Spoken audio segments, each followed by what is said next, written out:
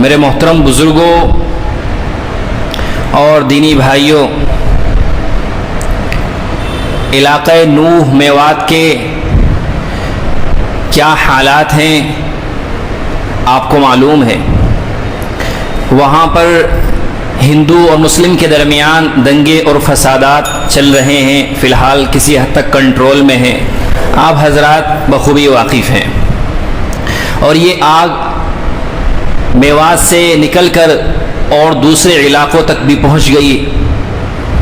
گڑگاؤں گروگرام کے اندر آپ نے دیکھا کہ کس طریقے سے دنگائیوں نے ایک مسجد کو نظر آتش کر دیا، جلا دیا، اور اس کے نائب امام حافظ سعد کو موب لنچنگ کر کے کتنے برے طریقے سے ان کو شہید کر دیا۔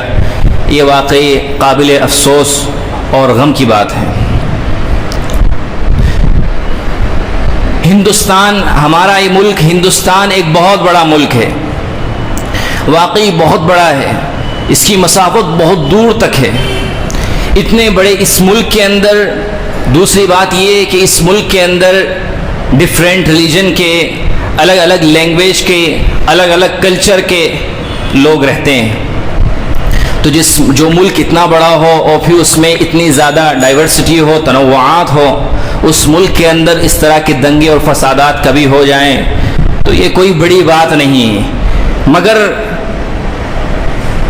جنرلی دنگوں کے اندر مسلمانوں کو ٹارگیٹ کیا جائے، مسجدوں کو نشانہ بنایا جائے، یہ بہت بڑی بات ہے۔ میں نے قرآن کریم کی ایک آیت آپ حضرات کے سامنے تلاوت کی۔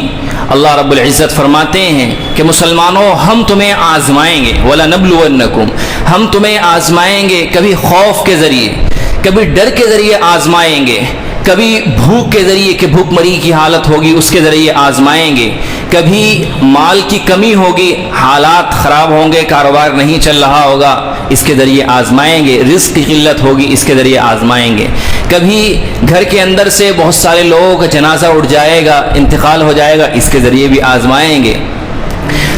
اللہ رب العزت فرماتا ہے بشر الصابرین، کہ اے پیغمبر آپ ان لوگوں کو بشارت سنا دیجئے کہ جو صبر کرنے والے ہیں، جو یہ کہتے ہیں کہ جب ان کو کوئی مصیبت یا آفت پہنچتی ہے انا للہ و انا الیہ راجعون اولئک علیہم صلوات من ربہم ورحمہ، کہ وہ لوگ ہیں کہ جن پر ان کی رب کی جانب سے رحمت اترتی ہے، یعنی جو صبر کا دامن تھامے رہتے ہیں ان پر اللہ کی جانب سے رحمت اترتی ہے۔ واولئک هم المہتدون، اور یہی لوگ کامیاب ہیں، انہیں لوگوں کو قیامت کے دن اچھا بدلہ دیا جائے گا۔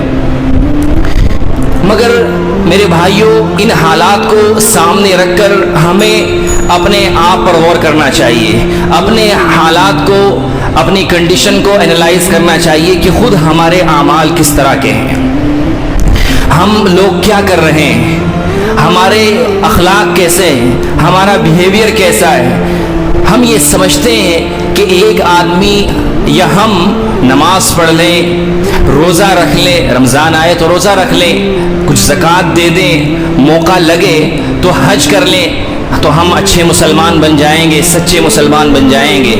یاد رکھیے، نماز، صرف نماز پڑھنے سے یا روزہ رکھنے سے یا حج کر لینے سے کوئی آدمی پرفیکٹ مسلم نہیں بن سکتا، سچا مسلمان نہیں بن سکتا، اس لیے کہ اسلام کے دو پارٹس ہیں، اسلام کے دو حصے ہیں، ایک ہے حقوق اللہ، یعنی اللہ کے حقوق، جو یہ چیزیں ہیں جو میں نے مینشن کی، اور دوسری چیز ہے حقوق العباد، یعنی ہم پر بندوں کے حقوق۔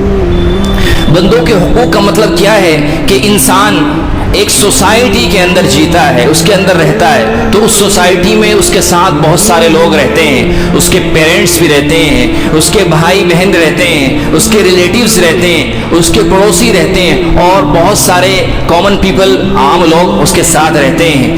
ان کے ساتھ کیا معاملہ کرنا ہے، ان کے ساتھ کیسے بیہیو کرنا ہے، یہ حقوق العباد ہے، یعنی بندوں کے حقوق ہیں۔ پیارے آقا صلی اللہ علیہ وسلم ایک مرتبہ مسجد نبوی میں تشریف فرما ہے، مجلس لگی ہوئی ہے، آپ نے لوگوں سے پوچھا کہ بتاؤ من المفلس، کہ مفلس یعنی غریب آدمی کون ہے؟ تو صحابہ نے عرض کیا یا رسول اللہ، مفلس غریب آدمی تو وہ ہے کہ جس کے پاس درہم دینار نہ ہو، پیسے نہ ہو، سامان نہ ہو، وہ غریب آدمی ہے۔ تو آپ نے فرمایا کہ نہیں، یہ در حقیقت مفلس نہیں ہے، یہ در حقیقت غریب آدمی نہیں. غریب آدمی تو انفیکٹ وہ ہے کہ جو قیامت کے دن اللہ رب العزت کے دربار میں اس کی بارگاہ میں آئے گا اور اس کے ساتھ بہت ساری نمازیں ہوں گی, بہت ساری فرض, نفل, مستحب, سنت, بہت طرح کی نمازیں اس کے ساتھ ہوں گی, اس کے ساتھ روزے بھی ہوں گے, صدقات و خیرات بھی ہوں گے, اس کے ساتھ حج بھی ہوگا. ایک ایسا شخص, مگر اس کے ساتھ گناہ بھی ہوں گے کہ اس شخص نے کسی کو گالی دی ہوگی, کسی کو ناحق ستایا ہوگا, کسی کی غیبت کی ہوگی, کسی کا مال ہڑپا ہوگا, مال ہڑپ لیا ہوگا. اب قیامت کے دن فرشتے اللہ رب العزت کے حکم سے اس آدمی کو بٹھا دیں گے, اور جو لوگ حق والے ہوں گے, مستحق ہوں گے, جن کا اس کے اوپر حق بنتا ہوگا, وہ آئیں گے اور اپنا حق کا مطالبہ کریں گے, اور حق کے بدلے میں اس کی نیکیاں اٹھا کر لے جاتے رہیں گے. کہ ایک وقت وہ آئے گا کہ اس کے پاس ساری نمازیں ختم, سارے روزے ختم, ساری زکوٰۃ, سب حج ختم ہو جائیں گے, ساری نیکی ختم ہو جائیں گے. اب اس کے پاس گناہ ہی گناہ باقی رہے گا. اب جب نیکیاں نہیں ہوں گی تو حق والے باقی رہیں گے, تو وہ حق والے اپنے گناہوں کو اس کے اوپر لادنا شروع کر دیں گے. تو نتیجہ یہ نکلے گا کہ اس کی ساری نیکیاں ختم ہو جائیں گے, خود اس کے گناہ بھی اس کے ذمے ہوں گے, اور دوسروں کے گناہ بھی اس کے اوپر لاد دیے جائیں گے. تو پھر فرشتے اس کو اٹھا کر جہنم کے اندر پھینک دیں گے. یہ حدیث شریف ہے, یہ صحیح مسلم شریف کی حدیث شریف ہے. یعنی اس سے یہ بات معلوم ہوئی کہ ایک آدمی صبح شام 5 وقتہ نماز پڑھتا ہے, تہجد گزار ہے, چاشت کی نماز بھی پڑھتا ہے, روزے بھی رکھتا ہے, رمضان کے سارے روزے رکھتا ہے, نفل روزے بھی رکھتا ہے, سب کچھ کرتا ہے, مگر بندوں کے ساتھ اس کے معاملات اچھے نہیں ہیں. خود اس کا معاملہ اس کے بھائی کے ساتھ اچھا نہیں ہے, اس کا معاملہ اس کے پڑوسیوں کے ساتھ اچھا نہیں ہے, اس کا معاملہ اس کے والدین کے ساتھ اچھا نہیں ہے. تو یہ آدمی صحیح معنی میں مسلمان نہیں ہے, اس کو پرفیکٹ مسلم نہیں کہہ سکتے. قیامت کے دن اس کا حشر ایسا ہوگا جو میں نے بتایا. ہمیں خود غور کر لینا چاہیے کہ آج ہمارے حالات, ہمارا کیریکٹر, ہمارا کردار, معاملات ہمارے پڑوسیوں کے ساتھ کیسے ہیں. پڑوسی کے بارے میں نبی اکرم صلی اللہ علیہ وسلم فرماتے ہیں واللہ لا یؤمن, واللہ لا یؤمن, واللہ لا یؤمن, کہ خدا کی قسم ایسا شخص مسلمان نہیں ہو سکتا, اللہ کی قسم وہ شخص مسلمان نہیں ہو سکتا, اللہ کی قسم وہ شخص مسلمان نہیں ہو سکتا. آپ نے 3 مرتبہ یہ جملہ ارشاد فرمایا. صحابہ حیران ہو گئے, قیل من یا رسول اللہ, اللہ کے نبی آخر وہ کون شخص ہے, اس شخص کے بارے میں بتائیے. آپ نے فرمایا الذی لا یأمن جارہ بوائقہ, کہ وہ شخص کہ جس کے پڑوسی اس کی شرارتوں سے, اس کی ریشہ دوانیوں سے, اس کی برائیوں سے محفوظ نہیں ہے, مامون نہیں ہے, وہ شخص مسلمان نہیں ہو سکتا. خود اپنے ہم غور کریں کہ ہمارے اور ہمارے پڑوسیوں کے ہمارے ساتھ کس طرح کے معاملات ہیں. اور پڑوسی کے تعلق سے تو اللہ کے نبی صلی اللہ علیہ وسلم ایک دوسری روایت کے اندر ارشاد فرماتے ہیں کہ جبرائیل امین نے میرے پاس آ کر پڑوسیوں کے اتنے حقوق سمجھائے, اتنے حقوق بتائے, اتنے رائٹس بتائے کہ مجھے یہ گمان ہونے لگا, میں یہ سوچنے لگا کہ کہیں پڑوسی کو میراث کے اندر بھی حقدار نہ ٹھہرا دیں, یعنی پڑوسی کو میراث کے اندر بھی مستحق نہ قرار دے دیا جائے. مجھے یہ گمان ہونے لگا. تو اس سے اندازہ لگا سکتے ہیں کہ پڑوسیوں کے حقوق کیا ہے. جب پڑوسی کے حقوق اتنے زیادہ ہیں تو جو ہمارے اپنے گھر کے اندر رہنے والے لوگ ہیں, ہمارے والدین ہیں, ہمارے خود بچے ہیں, بچیاں ہیں, ہمارے بہن بھائی ہیں, ہمارے چھوٹے بڑے, ان کے ہمارے ساتھ کیا حقوق وابستہ ہوں گے. اب ہم خود غور کر لیں کہ ہمارے حالات اس تعلق سے کیسے ہیں. اللہ کے نبی قرآن کریم کے اندر اللہ رب العزت فرماتا ہے کہ اگر تم ہماری بات نہیں مانو گے, ہمارے احکام کو پورا نہیں کرو گے, روگردانی کرو گے, تو کوئی بات نہیں, ہم تمہارے بدلے میں دوسری قوم لے کر آ جائیں گے جو تمہاری جیسی نہیں ہوگی. If you turn away, he will replace you by some other people. کہ اگر تم ہماری بات کا انکار کرو گے, ہمارے احکام کو پورا نہیں کرو گے, ہم تمہارے بدلے میں ایک دوسری قوم لے کر آئیں گے جو تمہاری طرح نہیں ہوگی. شاید اور قرآن کریم نے یہ جو بات کہی, اللہ رب العزت نے یہ جو چیلنج دیا کہ اگر تم بات نہیں مانو گے, ہم دوسری قوم لے کر آئیں گے جو ہماری بات مانیں گے, وہ تمہاری طرح نہیں ہوگے. تاریخ نے اس کو سچا کر دکھایا, تاریخ کے اندر اس کے ثبوت ملتے ہیں, اس کی مثال ملتی ہے. شاید آپ نے تاتاری قوم کا نام سنا ہوگا کہ تاتاری قوم ہلاکو خان والی قوم یہ ایسی قوم تھی جو بالکل وحشی جنگلی قوم، جس علاقے سے گزر جاتے تھے اس علاقے کو اجاڑ کر رکھ دیتے تھے، جس علاقے سے جاتے تھے وہاں درندگی مچا دیتے تھے، جس علاقے سے گزرتے تھے اس پر اپنا قبضہ کر لیتے تھے۔ ایسی قوم تھی جہاں جاتے تھے لوگوں کو گاجر مولی کی طرح کاٹ دیتے تھے۔ یہ تاتاری قوم وہ تاتاری قوم ہے۔ جب ہلاکو خان نے یعنی ان کے لیے تاتاری قوم کے لیڈر نے بغداد کے اوپر حملہ کیا تو بغداد کی اینٹ سے اینٹ بجا ڈالی، اینٹ سے اینٹ بجا ڈالی۔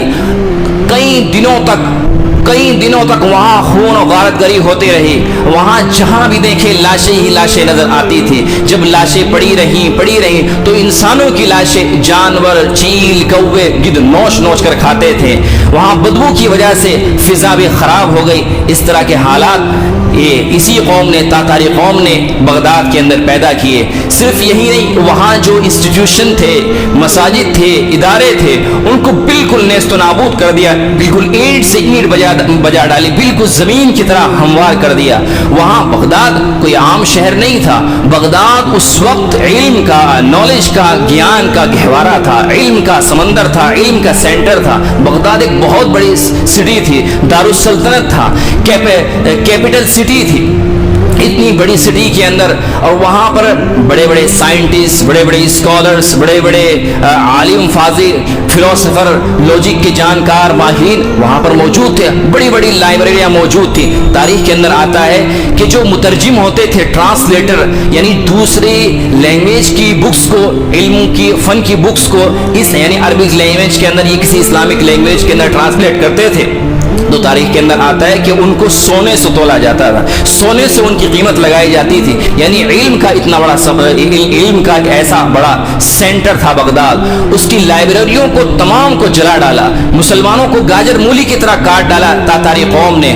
مگر اللہ رب العزت کا کرنا ایسا ہوا کہ یہی تاتاری قوم 50 سال کے اندر فضا بدلی، حالات بدلے۔ اسی تاتاری قوم کو اللہ رب العزت نے اسلام کی توفیق عطا فرمائی، انہی کے اندر اسلام پھیلا اور پوری قوم نے، بڑی بڑی تعداد نے اسلام کو قبول کیا۔ اور آپ کو تعجب ہوگا کہ اس قوم کے اندر تبلیغ کیسے ہوئی؟ مسلمان عورتوں کو، مردوں کو تو کاٹ دیا، بچوں کو کاٹ ڈالا، ختم کر دیا، اور عورتوں کو باندی بنا لیا گیا تھا۔ انہی مسلمان عورتوں نے اپنی عزت، اپنی عفت کی پاکدامنی رکھتے ہوئے انہی عورتوں کے اندر، ان کی عورتوں کے اندر اسلام کی تبلیغ اور اسلام کی ترویج کی، دعائیں کی کہ اللہ ان کو ایمان کی توفیق عطا فرما۔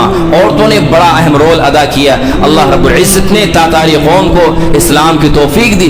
پھر یہی تاتاری قوم جو مسلمانوں کے دشمن تھے، جو اسلام کے دشمن تھے، مسلمانوں کے خون کے پیاسے تھے، پھر اسی تاتاری قوم کو اللہ رب العزت نے اسلام کا سپاہی بنا دیا۔ پھر اسی تاتاری قوم کو اللہ رب العزت نے اسلام کا مبلغ اور داعی بنا دیا۔ نتیجہ یہ ہوا کہ کرغستان کے اندر یہ اسلام کو لے کر گئے، ترکستان کے اندر یہ اسلام کو لے کر گئے، ترکمانستان کے اندر یہی لوگ اسلام کو لے کر گئے، چائنا کے علاقوں کے اندر یہی اسلام کو لے کر گئے، روشیا کے اندر یہی لوگ اسلام کو لے کر گئے، اور ترکی کے بعد علاقے کے اندر یہی لوگ اسلام کی تبلیغ کر کر کے وہاں پر پہنچے۔ آپ سوچیں قرآن کریم کی جو آیت ہے وَإِن تَتَوَلَّوْا يَسْتَبْدِلْ قَوْمًا غَيْرَكُمْ ثُمَّ لَا يَكُونُوا أَمْثَالَكُمْ، کہ اگر تم ہماری بات نہیں مانو گے، روگردانی کرو گے، تو ہم حالات پلٹیں گے، تمہیں ختم کر کے ایک دوسری قوم لے کر آئیں گے اور ان کو یہ ذمہ داری دیں گے اور وہ اس ذمہ داری کو اٹھائے گی اور وہ تمہاری طرح نہیں ہوگی۔ اس لیے میرے بھائیوں ہمیں یہ غور کرنا ہے کہ ہمارے جو معاملات ہیں، یعنی بندوں کے ساتھ، دوستوں کے ساتھ، بھائیوں کے ساتھ، پڑوسیوں کے ساتھ، اللہ کے بندوں کے ساتھ وہ معاملات کیسے ہیں، ہمیں ان کو صحیح کرنا چاہیے۔ آج کل تو ہم برادری واد کے اندر مبتلا ہیں، برادری واد سے باہر نکلنے کے لیے تیار نہیں۔ ہر آدمی سوچتا ہے کہ میں ملک ہوں، یہ انصاری ہے، یہ سیفی ہے، یہ خان ہے، یہ شیخ ہے، صرف اسی برادری واد کے اندر، اس سے باہر نکلنے کے لیے تیار نہیں۔ علاقہ واد کے اندر مبتلا ہے کہ یہ یو پی کا ہے، یہ بہار کا ہے، یہ بنگال کا ہے، یہ فلاں اسٹیٹ کا ہے، یہ مہاراشٹر کا ہے، اس علاقہ واد سے نکلنے کے لیے تیار نہیں۔ یاد رکھو ایک مسلمان کا دوسرے مسلمان کے ساتھ ایک رشتہ ہے اور اس سے بڑا کوئی رشتہ نہیں، وہ لا الہ الا اللہ محمد الرسول اللہ صلی اللہ علیہ وسلم کا رشتہ ہے۔ اگر کوئی آدمی اس برادری کے رشتے کو اسلام کے ایمان کے رشتے سے بڑا سمجھتا ہے تو وہ نبی صلی اللہ علیہ وسلم کے اس رشتے کو پامال کر رہا ہے۔ اگر کوئی آدمی علاقہ واد کے رشتے کو اس ایمان اور اسلام کے رشتے سے بڑا سمجھتا ہے تو وہ قرآن کریم کی اس آیت کو اپنے پیروں تلے پامال کر رہا ہے۔ ان المؤمنون اخوۃ فاصلحوا بین اخویکم، all believers, all Muslim in the world are brothers no matter where they live، کہ تمام مسلمان، تمام ایمان والے وہ بھائی ہیں، اس سے کوئی فرق نہیں پڑتا کہ وہ دنیا کے کس کونے میں رہتے ہیں، کہاں آباد ہے۔ ایک مسلمان یہاں رہتا ہے، ایک مسلمان فلسطین کے اندر رہتا ہے، یہ دونوں بھائی بھائی ہیں۔ ایک مسلمان کشمیر کے اندر رہتا ہے، ایک عراق کے اندر رہتا ہے، ایک کویت کے اندر رہتا ہے، یہ تمام کے تمام بھائی ہیں۔ اگر کوئی آدمی یہ سمجھتا ہے کہ برادری کا رشتہ وہ اسلام کے رشتے سے بڑا ہے تو میرے بھائیوں وہ اللہ کے نبی صلی اللہ علیہ وسلم کی حدیث کو اور قرآن کریم کی اس آیت کو پامال کر رہا ہے۔ پیارے آقا صلی اللہ علیہ وسلم فرماتے ہیں مثل المؤمنین فی توادہم وتراحمہم، the similitude of believers in regard to mutual love, affection, fellow feeling is that of one body، کہ مسلمانوں کی مثال پیار میں، محبت میں، آپسی تعلق میں ایسا ہونا چاہیے جیسے انسان کی ایک باڈی کا ہوتا ہے، کہ انسان کی ایک باڈی ہے، تکلیف سر کے اندر ہو رہی ہے مگر اس کا احساس پیروں کو بھی ہو رہا ہے، تکلیف پیر کی ایک چھوٹی سی انگلی کے اندر ہو رہی ہے مگر اس کا احساس ہمارے سر کو بھی ہو رہا ہے، اس کا درد، اس کا پین ہم خود محسوس کر رہے ہیں، کاندھا بھی محسوس کر رہا ہے، آدمی کی کمر بھی محسوس کر رہی ہے۔ اگر ایک مسلمان کو عراق کے اندر تکلیف ہو رہی ہے، دوسرا مسلمان ہندوستان کے اندر رہتا ہے تو اس کو بھی وہی تکلیف ہونی چاہیے۔ حدیث شریف کا مطلب یہ ہے کہ جس طریقے سے ہم ایک دوسرے کی خوشی میں شریک ہوتے ہیں اسی طریقے سے ہمیں اپنے دوسرے بھائیوں کے غم کے اندر بھی شریک ہونا چاہیے۔ اگر ملک کے کسی بھی علاقے میں، دنیا کے کسی بھی خطے کے اندر ایک مسلمان کو غم پہنچتا ہے تو ہمیں بھی اس غم کے اندر شریک ہونا چاہیے، اور اس غم میں شریک ہونے کا مطلب یہ ہے کہ ہمیں اس کو سپورٹ کرنا چاہیے، اس کے لیے آواز اٹھانی چاہیے۔ آج ہمارے پاس سوشل میڈیا کا پلیٹ فارم موجود ہے، ہمیں سوشل میڈیا کا صحیح یوز کرتے ہوئے اپنے اس بھائی کے لیے، اپنے قوم کے لیے، دوسرے لوگوں کے لیے جہاں بھی ظلم ہو، جہاں بھی ستم ہو، وہ کون سے ریلیجن سے تعلق رکھتا ہے ہمیں اس سے کوئی غرض نہیں، جہاں بھی ظلم ہوگا ہمیں اس کے خلاف لڑائی لڑنی چاہیے، اس کے خلاف آواز اٹھانی چاہیے۔ بات ختم کر رہا ہوں اور ایک بات آپ سے اور عرض کرنا چاہتا ہوں، ملک کے حالات کیسے ہیں یہ آپ کو معلوم ہے، ہمیں ضرورت ہے کہ ہم اپنے اندر اویئرنیس پیدا کریں، اسپیشلی لیگل اویئرنیس پیدا کریں، یعنی قانونی معلومات، قانونی جانکاری کی ہمیں سخت ضرورت ہے۔ ہمارے لوگوں کے اندر، ہمارے نوجوانوں کے اندر، ہمارے چھوٹوں اور بڑوں کے اندر قانونی معلومات نہیں ہے۔ نتیجہ یہ نکلتا ہے کہ مسلمان کا ایک چھوٹا سا لیگل معاملہ، قانونی معاملہ، وہ مسلمان کے لیے اتنے سے اتنا بڑا ہو جاتا ہے اور ہم اس میں پھنس کر رہ جاتے ہیں۔ تو ضرورت ہے کہ ہم اپنے بچوں کو ایجوکیشن دے اور لا کی بھی ایجوکیشن دے، قانون کی تعلیم بھی ان کو پڑھائے، اور جو لوگ نہیں پڑھ سکتے، بڑی ایج کے ہیں، بڑی عمر کے ہیں، ان کے لیے میرا مشورہ یہ ہے کہ سب کے پاس موبائل موجود ہیں، سب سوشل میڈیا کا استعمال کرتے ہیں، ہم سوشل میڈیا میں بہت ساری غلط چیزیں دیکھتے ہیں، سوشل میڈیا کا مس یوز ہم سے ہوتا رہتا ہے، تو ہمیں چاہیے کہ ہم ان کے اندر ان سوشل میڈیا کے ذریعے انفارمیٹیو چیزیں دیکھیں، قانون کی معلومات دیکھیں۔ آپ سوشل میڈیا پہ سرچ کریں گے آپ کو بہت سارے ایسے لوگ ملیں گے جو قانون کی جانکاری دیتے ہیں، قانون کے تعلق سے ڈیفرنٹ ٹائپس کی ویڈیوز بناتے ہیں اور اس میں بتاتے ہیں کہ اس سچویشن میں، اس کنڈیشن میں کیا لو ہوتا ہے، کیا کرنا چاہیے، کیا دفعہ لگتی ہے، کیا دھارائیں ہوتی ہیں۔ اگر ہم ان کو جانیں گے اور اپنے بچوں کو بھی پڑھائیں گے تو انشاءاللہ میں سمجھتا ہوں کہ اس کا پوزیٹیو رزلٹ آئے گا، حالات کے اندر کچھ نہ کچھ سدھار آئے گا۔ اللہ رب العزت ہم سب کو توفیق عطا فرمائے۔